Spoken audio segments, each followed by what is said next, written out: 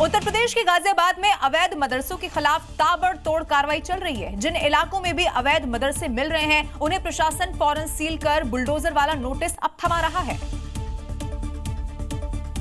पर अब प्रशासन ने ताला लगा दिया है। गाजियाबाद में जहां भी अवैध मदरसे चल रहे थे, प्रशासन उन्हें सील कर बुलडोजर वाला नोटिस थमा रहा है। देखिए कैसे लोनी के अशोक विहार में इन अवैध मदरसों का बैंड बजाया गया। ढोल बजाकर इलाके के लोगों को प्रशासन की कार्रवाई की जानकारी दी गई और अवैध तरीके से चल रहे मदरसे को सील कर दिया गया। अवैध मदरसे पर प्रशासन का ऐसा ही चाबुक इंदिरापुरम इलाके में चला।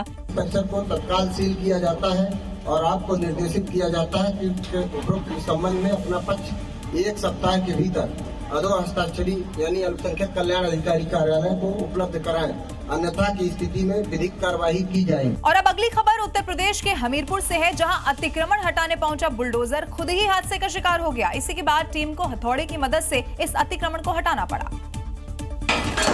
क्योंकि नाले पर बने निर्माण को तोड़ने के दौरान बुलडोजर धंस गया। उसके बाहर निकलने की कोई उम्मीद नहीं दिखी तो प्रशासन की टीम ने मजदूरों के हाथ में हथौड़ा थमा दिया।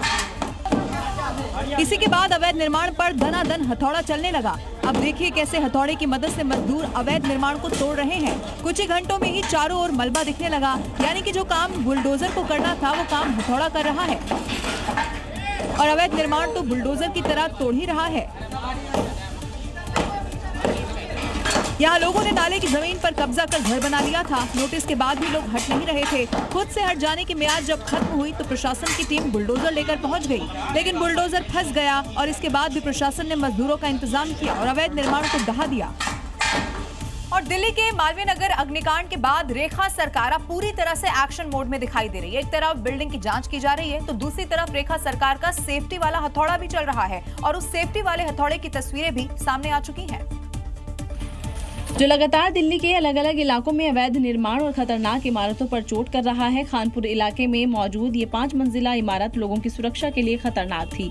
ऐसे में सरकार ने हथौड़े से इसे ढाना शुरू कर दिया। ऊपर से शुरू कर ये हथौड़ा नीचे तक गुजरते हुए आएगा और बिल्डिंग मलबे में मिल जाएगी, क्योंकि रेखा सरकार ने अवैध निर्माण पर बुलडोजर एक्शन का डेटा भी दिया है, जिसमें 94 अवैध इमारतों को गिराया गया है। 114 संपत्तियां सीज की गई हैं क्योंकि लोगों की सुरक्षा से समझौता मंजूर नहीं। सरकार के जो कायदे कानून हैं उनको ध्यान में रख करके ये डेमोलिशन ड्राइव है। निर्माण अवैध है तो टूटेगा, क्योंकि यूपी के पीले पंजे वाला मॉडल दिल्ली में अपनाया गया है। जीरो टॉलरेंस की नीति के तहत मैसेज भी दे दिया गया है कि अगर कोई आर्किटेक्ट दोषी पाया जाएगा तो भी ब्लैक लिस्ट होगा, क्योंकि ये एक्शन जारी है और अभी रुकेगा नहीं।